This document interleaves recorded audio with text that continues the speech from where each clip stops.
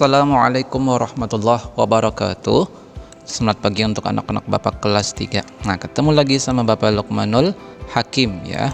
Dalam pelajaran PAI semester ganjil DSDN 2 Loktabat Selatan. Hari ini kita melanjutkan pelajaran kita tentang keteladanan Nabi Yusuf. Jadi hari ini kita mengenal siapa sih Nabi Yusuf itu ya. Selasa 19 Oktober 2021. Baik, kita langsung aja ya. Nah, kisah Nabi Yusuf ya, alaihissalam, alaihissalam ya, bukan Amerika Serikat ya, alaihissalam. Nah ini, Nabi Yusuf merupakan putra ketujuh dari Nabi Yakub alaihissalam. Jadi saudara Nabi Yusuf ini banyak ya, jumlahnya itu 11 orang, tapi yang saudara seibu cuma 2. Nah, ibunya bernama Rahel. Saat Nabi Yusuf berumur 12 tahun, ibunya meninggal. Dia punya adik bernama Bunyamin. Nah, Bunyamin ini saudara Nabi Yusuf seibu ya, seibu. Nabi Yusuf dianugerahi dengan wajah yang tampan dan sangat disayang oleh ayahnya. Ya. Kasih sayang berlebih dari sang ayah membuat saudara tirinya itu iri ya, iri dengki, sehingga bercita-cita membuang Nabi Yusuf alaihi salam. Nabi Yusuf dibawa keluar dan dibuang ke dalam sumur. Ini ceritanya Pak. Dibawa izinnya sama ayahnya ya, katanya mau diajak main berburu, ternyata malah dibuang ya.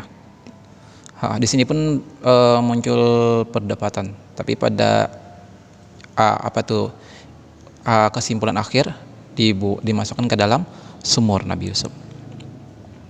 Sahabat Nabi Yusuf menangis nih dalam sumur ya, dan memohon pertolongan kepada Allah. Datanglah kabilah ini kumpulan orang ya, kelompok kabilah untuk mengambil air. Saat timbanya dijatuhkan dan ditarik, ternyata Nabi Yusuf bergantung pada timba tersebut. Sebab kan kalau dulu kan nggak ada seperti saat ini, ada Alfamart dan sebagainya. Kalau dulu tuh padang pasir ya, jadi kalau ada sumur itu mereka kehausan, jadi mereka ngambil air di sumur itu ya.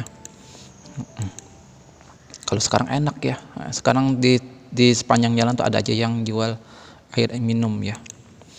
Nah, terus rombongan kabilah tadi menyelamatkan Nabi Yusuf ya, dan dibawanya ke Mesir. Ternyata buat dijual ya, dijual. Nabi Yusuf akhirnya dibeli oleh pejabat Mesir yang bernama Futihar dengan harga yang murah. Nah ini yang murah ya, biar cepat laku itu juga.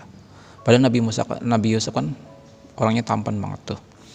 Nah, seiring berjalannya waktu, Nabi Yusuf tumbuh menjadi seorang yang sangat tampan ya. Tampan banget ini Nabi Yusuf ya. Ketampanannya itu menyebabkan orang tertarik kepada Nabi Yusuf, dan beliau dianggap berbahaya oleh pejabat Mesir. Nah, jadi ketampanannya itu berbahaya ya. Bahkan bisa membuat para wanita itu tergoda ya. Sehingga para pembesar Mesir sepakat untuk memasukkan Nabi Yusuf ke dalam penjara. Jadi di sini Nabi Yusuf juga difitnah dan sebagainya ya, sehingga Nabi Yusuf dimasukkan ke dalam penjara. Nah, ternyata di dalam penjara itu Nabi Yusuf menerima wahyu dan diangkat menjadi nabi dan rasul. Jadi semua ada hikmahnya ya. Di dalam penjara ya. Nah, sekarang kita kelebihan Nabi Yusuf ini bisa disebut mukjizat ya. Mukjizat itu perkara yang menyalahi kebiasaan, menyalahi adat ya. Orang nggak punya, Nabi Yusuf punya ya. Apa itu? Pertama kita lihat, saat kecil pernah bermimpi melihat 11 bintang. Ini dalam mimpinya Nabi Yusuf ya. Matahari, 11 bintang, matahari dan bulan sujud kepadanya.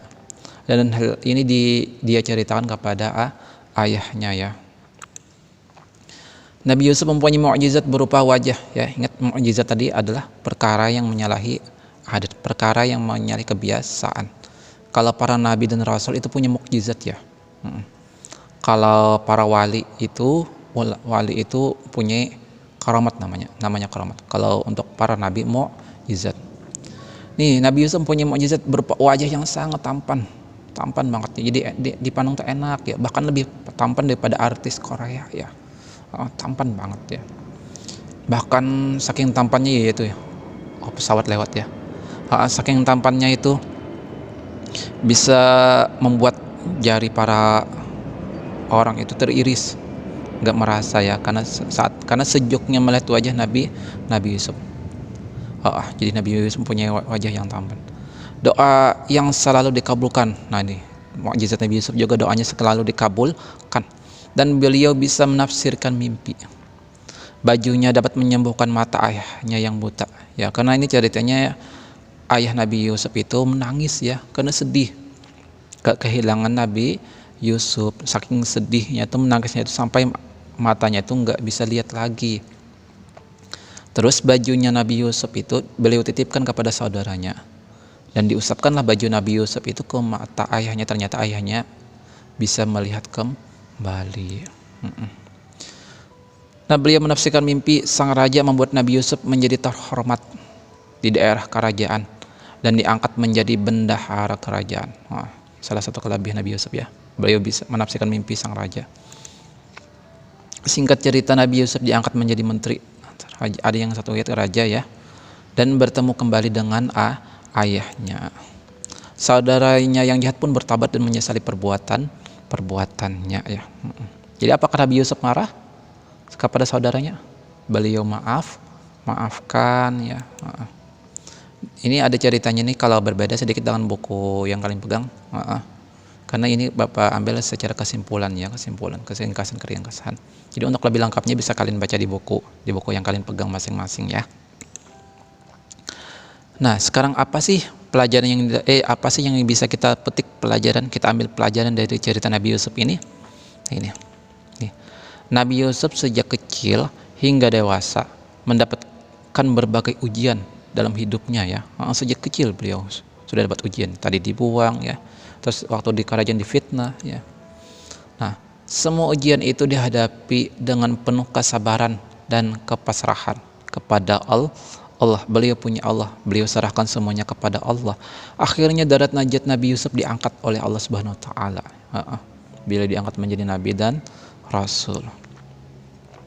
Sebagai siswa, nah sekarang kita nih anak-anak Bapak ya, sebagai siswa yang muslim, hendaknya kita melatih diri kita untuk bersabar, baik juga ya saat berkumpul bersama teman, terus juga belajar, membantu orang tua dan sebagainya.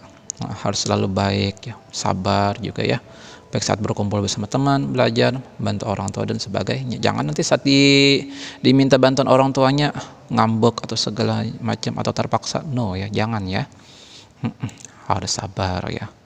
Memohon pertolongan hanya kepada Allah dan tak lupa untuk berdoa. Melatih diri untuk jujur seperti halnya Nabi Yusuf. Jujur saat menafsirkan mimpi sang raja. Jadi usahakan ya anak-anak Bapak, jangan sampai berbohong sekecil apapun ya. Kita harus jujur. Insya Allah hidup kita berkah ya. Rajin belajar agar menjadi pandai. Nabi Yusuf kan pandai banget tuh orangnya, pinter ya. Memaafkan kesalahan orang lain. Nah, Nabi Yusuf kan memaafkan saudaranya tuh. Jadi bahkan saat Nabi Yusuf pengen dibunuh ya, dibuang, kan sakit banget tuh. Tapi pada akhirnya apa? Saat ketemu sama saudaranya, Nabi Yusuf maaf. Karena apalagi kalian misalnya berantem kecil aja, misalnya sama teman, jangan sampai nggak maafan ya. Harus saling memaafkan. Kalau ada teman yang berbuat salah harus dimaafkan ya. Seperti halnya Nabi Yusuf memaafkan kesalahan saudaranya. Ya. Tidak boleh menyimpan dendam. Nah ini ya. Jangan sampai ada dendam, karena dendam itu nggak bagus ya, nggak enak ya kalau ada di hati kita sifat dendam ya. Sebab itu bisikan setan. Nah, pengen di hatinya ada bisikan setan? Nggak akan. Hati kita itu harus bersih ya. Sebab hati kita ini pandangan Allah ya, jadi harus bersih. Nah ini ya. Nah, berarti sampai di sini dulu pelajaran kita hari ini. Ingat ya. Ingat ya. Jangan sampai kita berbuat sesuatu yang negatif. Usahakan selalu jujur ya. Sabar ya. Insya Allah kalau kita baik sama orang, insya Allah orang pun baik sama kita. Dan juga jangan lupa rajin belajar, hormat kepada kedua orang tua. Sampai di sini dulu pelajaran kita hari ini ya, tentang Nabi Yusuf ya. Dari Bapak salah kalau maaf, nggak ada tugas ya, cukup nanti absen. Nanti format absennya Bapak kirim di lembar kerja. Wallahul muwaffiq ila aqwamit thoriq. Assalamualaikum warahmatullahi wabarakatuh.